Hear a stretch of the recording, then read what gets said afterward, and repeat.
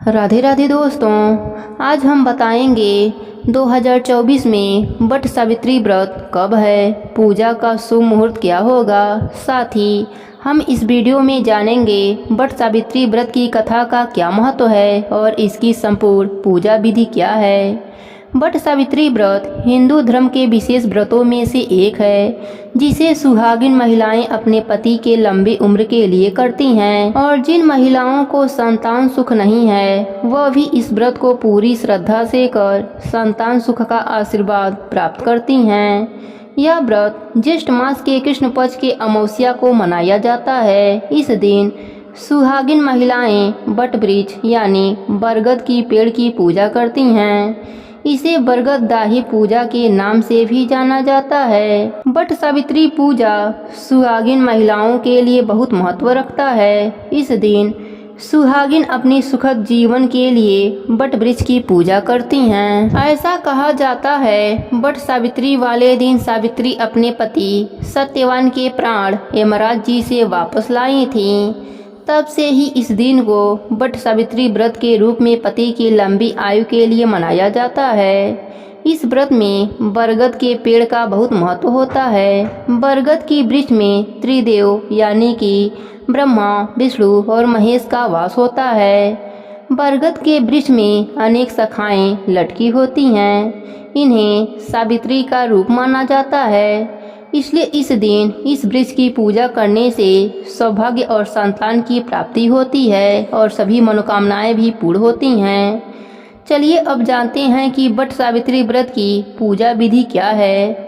आपको बता दें कि वट सावित्री की पूजा के लिए विवाहित महिलाओं को बरगद के पेड़ के नीचे जाकर विधिवत पूजा करनी चाहिए। प्रातःकाल उठकर स्नान आदि करके निर्जल रहकर वट सावित्री व्रत का संकल्प करें। इस व्रत में महिलाओं को पूजा के समय एक नई नवेली दुल्हन की तरह 16 श्रृंगार करके सजना चाहिए। फिर पूजा की थाली लगाएं, जिसमें कुमकुम, रोली, मौली, फूल, पान का पत्ता और सीजन वाला फल जो भी मिले, गुड़, भीगे चने, घर पर बने आटे की मिठाई, पंखा, कच्चा सूत, धूप, घी का दीपक और लोटे में जल लेकर बरगद के पेड़ के नीचे जाना चाहिए। फिर बरगद के पेड़ की जल में जल चढ़ाएं। फिर कुमकुम और रोली लगाएं। फिर जल फूल चढ़ाकर भोग लगाएं। तत्पश्चात धूप दीप जलाएं और सच्चे मन से पूजा करके अपने पति की लंबी उम्र और अच्छे स्वास्थ्य की कामना करें और पंखे से वट वृक्ष को हवा करें और सावित्री का आशीर्वाद लें ताकि आपके पति दीर्घायु हों। फिर इसके बाद कच्चा सूत लेकर वट वृक्ष की परिक्रमा करते हुए सूत को पेड़ के तने में लपेटें और बरगद के वृक्ष की कम से कम 7 बार परिक्रमा अवश्य करें। फिर भीगे हुए चने, धन या वस्त्र के साथ अपने सास को भेंट देकर उनका आशीर्वाद लें। फिर वट वृक्ष की कोपड़ खाकर अपने व्रत का पारण करें। वट सावित्री व्रत ज्येष्ठ मास के कृष्ण पक्ष की अमावस्या तिथि को मनाया जाएगा। इस बार वट सावित्री का व्रत 6 जून को रखा जाएगा। हिंदू पंचांग के अनुसार इस बार अमावस्या तिथि की शुरुआत 5 जून को रात में 7:54 पर होगी और समापन 6 जून को शाम 6:07 पर होगा। उदया तिथि के अनुसार इस बार वट सावित्री का व्रत 6 जून दिन बृहस्पतिवार को रखा जाएगा। 6 जून को 11:52 से दोपहर 12:48 तक पूजा का शुभ मुहूर्त रहेगा। अब सुनते हैं अमर सुहाग देने वाली सावित्री माता और धर्मराज जी की कथा। प्रेम से बोली धर्मराज जी की जय हो।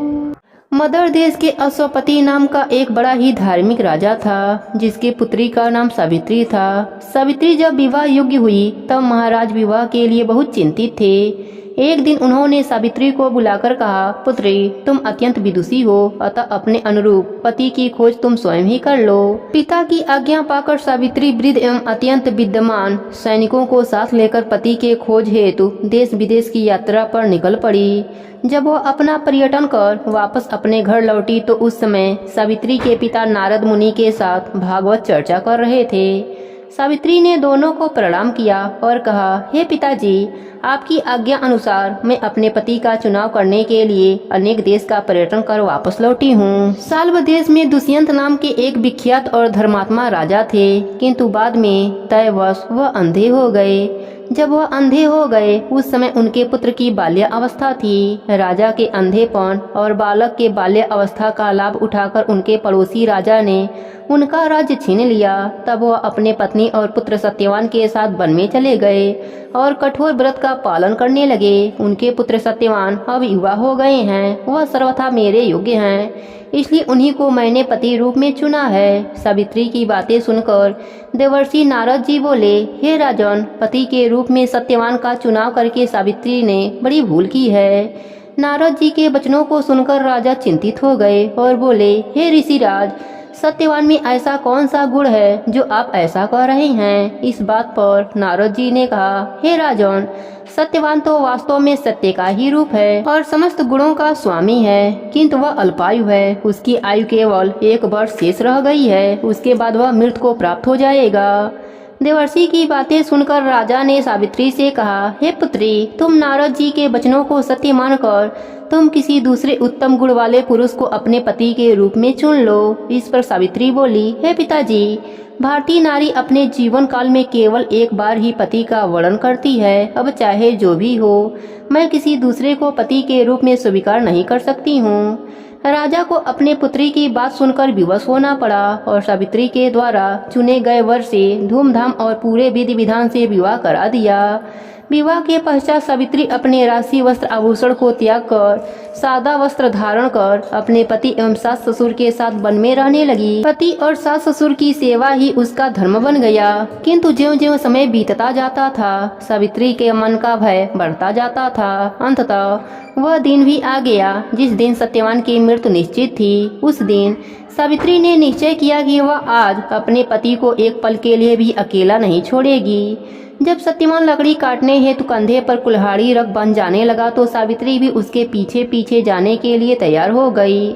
सत्यवान ने उसे बहुत समझाया कि वन का मार्ग अत्यंत दुर्गम है और वहां जाने में तुम्हें बहुत कष्ट होगा, किंतु सावित्री अपने बात पर अटल रही। अपने सास ससुर की आज्ञा लेकर सत्यवान के साथ घने वन में चली गई। लकड़ी काटने के लिए सत्यवान एक वृक्ष पर चढ़ गए, किंतु थोड़ी ही देर बाद वह अस्त व्यस्त होकर पेड़ से उतर आए। उनकी अस्वस्थता और पीड़ा को ध्यान में रखकर सावित्री ने उन्हें वहीं वृक्ष के नीचे उनका सिर अपने जंघा पर रखकर लिटा लिया। लेटने के बाद सत्यवान अचेत हो गए। सावित्री समझ गई कि अब सत्यवान की अंतिम समय आ गया है, इसलिए वह चुपचाप आंसू बहाते हुए ईश्वर से प्रार्थना करने लगी। अकस्मात सावित्री ने देखा एक हिष्ट पुष्ट देव उनके सामने आकर खड़े हैं। सावित्री ने उनसे पूछा, हे देव, आप कौन हैं? उन्होंने उत्तर दिया, सावित्री, मैं धर्मराज हूँ और तुम्हारे पति को लेने आया हूँ। सावित्री बोली, हे प्रभु, सांसारिक प्राणियों को लेने के लिए आपके दूत आते हैं, किंतु क्या कारण है कि आज आपको स्वयं आना पड़ा? धर्मराज जी ने उत्तर दिया, हे देवी, सत्यवान धर्म आत्मा तथा गुणों के समुद्र हैं। मेरे दूत उन्हें ले जाने के योग्य नहीं हैं, इसलिए मुझे स्वयं आना पड़ा। इतना कहकर धर्मराज जी सत्यवान के आत्मा को लेकर चल पड़ते हैं। सावित्री अपने पति को ले जाते हुए देखकर स्वयं धर्मराज जी के पीछे पीछे चल पड़ी। कुछ देर जाने पर जब धर्मराज जी ने सावित्री को अपने पीछे आते देखा तो कहा, हे सावित्री, तुम मेरे पीछे मत आओ, क्योंकि तेरे पति की आयु पूर्ण हो चुकी है और अब वह तुम्हें नहीं मिल सकता। अच्छा होगा कि तुम लौट जाओ और अपने पति के अंतिम संस्कार की तैयारी करो, क्योंकि अब इस स्थान से आगे तुम नहीं जा सकती। सावित्री बोली, हे प्रभु, भारतीय नारी होने के नाते पति का अनुगमन ही मेरा धर्म है और मैं इस स्थान से आगे तो क्या, आपके पीछे पीछे आपके लोक तक जा सकती हूँ, क्योंकि मेरे पतिव्रत धर्म से मेरी गति कहीं भी रुकने वाली नहीं है। धर्मराज जी बोले, सावित्री, मैं तेरे पतिव्रत धर्म से अत्यंत प्रसन्न हूँ, इसलिए तुम सत्यवान के जीवन को छोड़कर चाहे कुछ भी वरदान मांग लो। तब सावित्री ने वर में अपने ससुर की आंखें मांग ली। धर्मराज जी ने कहा, तथास्तु, लेकिन वह फिर भी उनके पीछे पीछे चलने लगी। तब धर्मराज जी ने उसे फिर समझाया और फिर एक वर मांगने को कहा। उसने दूसरा वर मांगा कि मेरे ससुर को उनका राज्य वापस मिल जाए। धर्मराज जी ने वह भी दे दिया। उसके बाद भी वह उनके पीछे पीछे चलती रही। धर्मराज जी ने फिर तीसरा वर मांगने के लिए कहा। सावित्री वर मांगा कि मुझे पुत्र की प्राप्ति हो। धर्मराज जी ने आवेश में आकर तथास्तु कह दिया। सावित्री धर्मराज जी के पीछे ही चलती रही। उसे अपने पीछे आता देख धर्मराज जी ने कहा, सावित्री तुम मेरा कहना मानकर वापस चली जाओ। सत्यवान के मृत्यु शरीर का अंतिम संस्कार की व्यवस्था करो।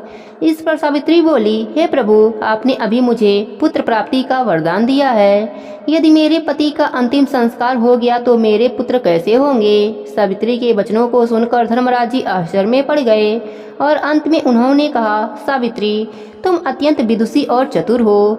तुम अपने वचनों से मुझे चक्कर में डाल दिया। तू पतिव्रता है, इसलिए जा, मैं सत्यवान को जीवन दान देता हूँ। इतना कहकर धर्मराज जी वहाँ से अंतर ध्यान हो गए और सावित्री वापस सत्यवान के शरीर के पास लौट आई। सत्यवान जीवित हो गए।